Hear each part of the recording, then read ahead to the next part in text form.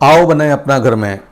Engineer Raghunath Sakla का उपस्थित सभी देवियों और सज्जनों को मेरा प्रणाम, अभिनंदन, वंदन। साथियों, आओ बनाए अपना घर के नींव के निर्माण में आज के सत्र 14 में हम चर्चा करेंगे कि कम गहरी नींव काली और लाल चिकनी मिट्टी के दौरान भी कैसे ओपन फाउंडेशन, सैलो फाउंडेशन के रूप में डाली जा सकती है। इसमें मुख्य बात यह समझने की है कि हमने पिछले एपिसोड में यह समझा कि चिकनी मिट्टी, काली मिट्टी जो भी होती है उसकी प्रकृति पानी से फूलने की होती है और पानी हट जाने पे सिकुड़ने की होती है और जिसकी वजह से क्रैक्स डेवलप होते हैं। और साधारण सैंड जो होती है जिसमें इस ढंग का दाना होता है कि वो पानी के प्रभाव से फूलता और सिकुड़ता नहीं है। तो हम नींव निर्माण में इसका असर नहीं हो, इसका एक ही साधन है कि हम ये कोशिश करें कि काली मिट्टी हमारे नींव के संपर्क में ही ना आए। ये कब हो सकता है? एक तरीका है कि हम जब जो स्ट्रक्चर बना रहे हैं उसका जो निर्माण का जो लोड है और बियरिंग कैपेसिटी मिट्टी की जो है वो काफ़ी ठीक है। मान लें कि 5 फीट के नीचे लगभग हमको नींव को रोकना है, तो हमारा ये कोशिश है कि कम खर्चे में, ओपन फाउंडेशन में, कम गहराई में हम साधारण जो ओपन फाउंडेशन जो कि स्टेप फुटिंग कहलाती है उसको हम डाल सकते हैं। और उसके लिए 4 तरीके की हमने इसमें आपको सेक्शन समझाए हैं, अलग अलग तरीके से कैसे कैसे हम इसकी सावधानियों को रख सकते हैं और ऐसा उपाय कर सकते हैं कि जिससे हमें खुली फुटिंग में, ओपन फाउंडेशन में हम नींव का निर्माण कर सकते हैं। साथियों, जैसे सेक्शन ए एक नींव का सेक्शन है, जैसे मैंने बताया था कि एक दीवार को नींव तक हमने एक चाकू से काट दिया तो जो दिखता है वो सेक्शन कहलाता है। एक तरह से एक नींव का मिट्टी तक का जो एक्सरे है उसको मैंने दिखाया हुआ है। तो जैसे इस सेक्शन में हम क्या करेंगे कि जो 5 फुट चौड़ी या जितनी भी चौड़ाई की नींव है उस पोर्शन को पूरा खोद देंगे। पूरी पट्टी में जितनी चौड़ाई में जो स्ट्रिप बनती है वो मिट्टी अपन हटा देंगे और जितनी गहराई की नींव डिजाइन में आ रही है उससे 2 फुट और गहरा चाहेंगे। 60 सेंटीमीटर तक हम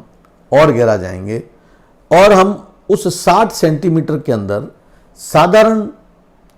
मिट्टी जो कि एक्सपांसन और कंट्रक्शन का प्रभाव से नहीं इफेक्ट होती है, या हम बजरी कह दें, ये बजरी का लेयर हम इसके नीचे भर देंगे और उसके ऊपर हम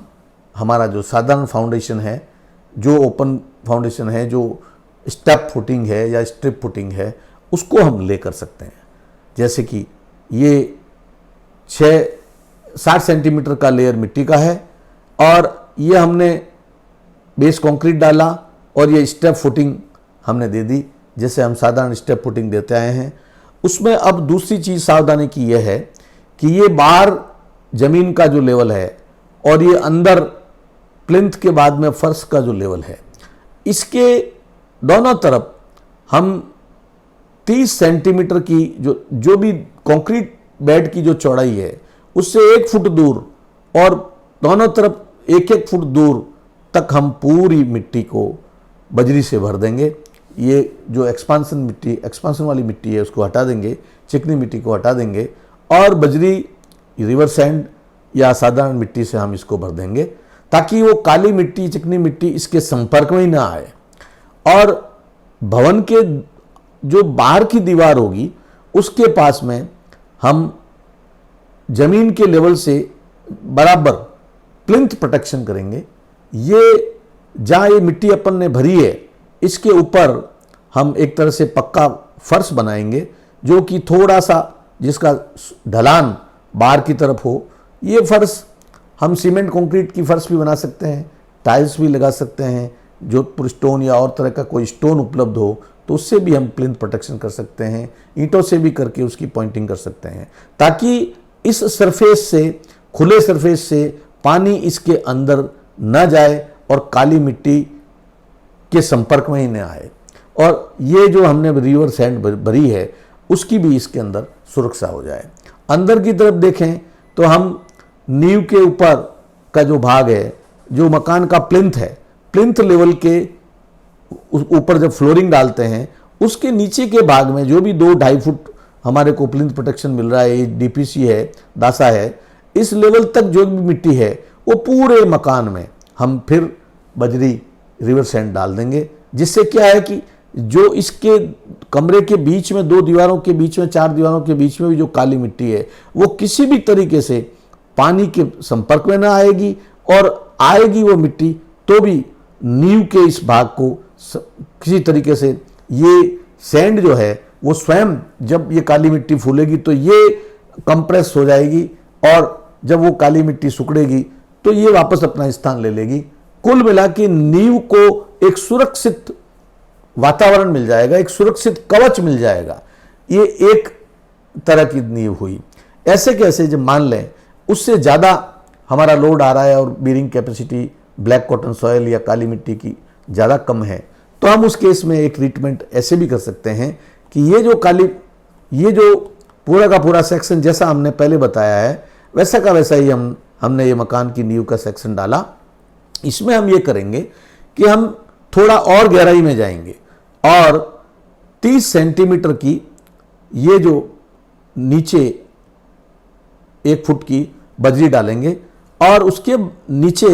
हम 30-30 सेंटीमीटर की 3 लेयर बनाएंगे। एक लेयर होगी जिसमें मुरम, साधारण मुड, जिसमें ज़्यादा चिकनाहट न हो, हल्की चिकनाहट हो सकती है, मामूली सी चिकनाहट हो सकती है, जिसको मुरम कहते हैं,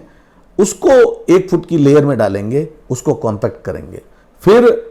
हम बजरी 1 फुट की साधारण मिट्टी या बजरी डालेंगे और उसके ऊपर फिर 1 फुट की मुरम और मुड से उसका कॉम्पैक्शन करेंगे, और 30 सेंटीमीटर की फिर हम साधारण मिट्टी डालेंगे और उसका कॉम्पैक्शन करके हम फिर फाउंडेशन कंक्रीट को लेकर देंगे, स्टेप्स को लेकर देंगे, और जैसा हमने इसमें बताया था वैसे वैसे इसका प्लिंथ प्रोटेक्शन और आउटर स्कर्ट बाहर की दीवार की तरफ भी हम 30 सेंटीमीटर दूर तक हम मिट्टी भरेंगे। अंदर भी हम 30 सेंटीमीटर की चौड़ाई में मिट्टी भरेंगे और प्लिंथ में भी मिट्टी भर के हम इस नींव को पूरा का पूरा इस ढंग से सेव कर देंगे कि काली चिकनी मिट्टी के संपर्क में हमारी नींव बिल्कुल ना आए। ऐसे कैसे, हम एक अगले चित्र की ओर चलते हैं जिसमें मान लें कि काली मिट्टी का प्रभाव ज़्यादा है, बेरिंग कैपेसिटी बहुत कम है मिट्टी की, भार क्षमता सहन करने की शक्ति बहुत कम है, एक्सपांसन कॉन्ट्रैक्शन का प्रभाव भी ज़्यादा है और ऊपर से लोड भी ज़्यादा आ रहा है, लेकिन फिर भी ओपन फाउंडेशन से काम चल सकता है। तो हमने वैसे साधारण जैसे ओपन फाउंडेशन की डिज़ाइन कर दी, वो ओपन फाउंडेशन जिस ढंग से हमने डाला है वैसे ही डालेंगे, लेकिन उसके साथ में हम एक 30 सेंटीमीटर की जो लेयर बजरी की डालेंगे और उससे 30 centimetre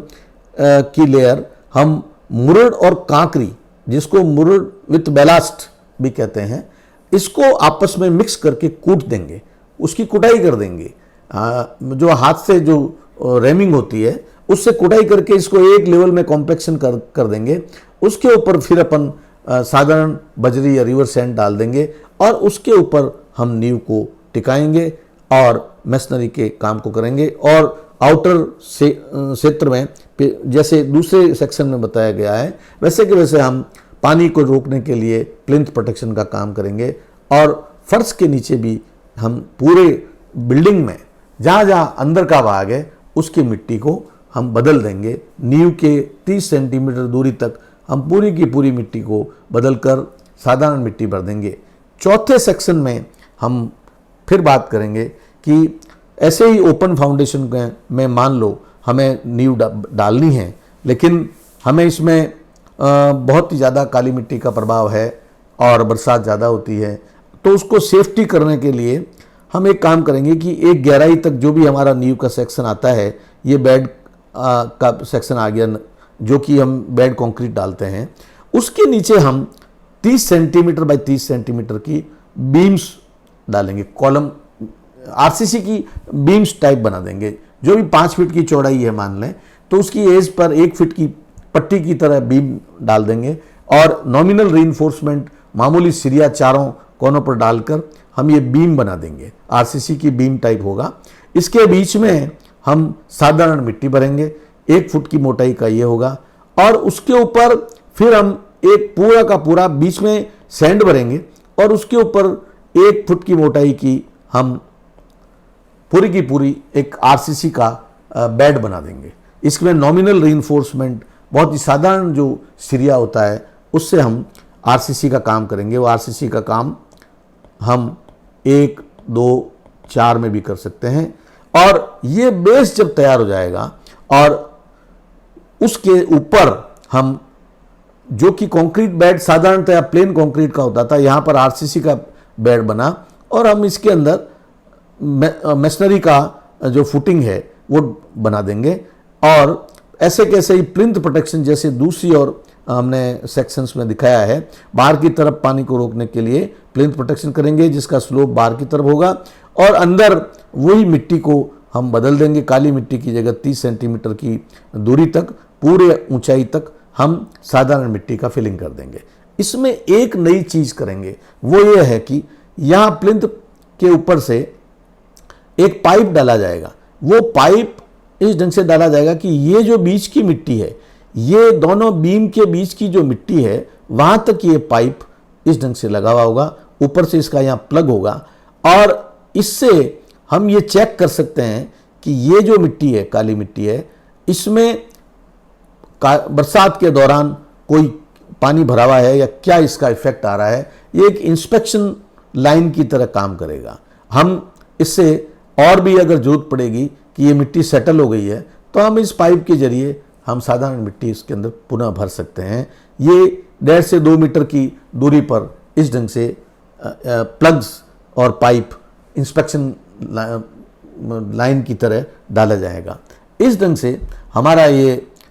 open foundation, Cello foundation के माध्यम से काली चिकनी मिट्टी में खुली नींव डालने की, और जो ओपन फुटिंग है, स्प्रेड फुटिंग है और चाहे स्ट्रिप फुटिंग है, उसमें हम जब काली और चिकनी मिट्टी कम खराबी कर सकती है, ऐसी स्थिति में हम इस ओपन फाउंडेशन को, सैलो फाउंडेशन को कैसे डालें, ये 4 तरह के टिपिकल क्रॉस सेक्शंस के माध्यम से हमने आपको समझाया है, जो कि साधारण और सरल भाषा में समझाने का प्रयास किया है। फिर भी ये तकनीकी ज्ञान है, ज्ञान की ज़रूरत रहती है, तो हम आपके साथ खड़े हैं आपको मदद के लिए। और आपसे अगले सत्र में हम बात करेंगे कि काली वैसी चिकनी मिट्टी जिसमें ओपन फाउंडेशन संभव नहीं है, तो फिर डीप फाउंडेशन कैसे करें। अगले सत्र का इंतजार करें। धन्यवाद।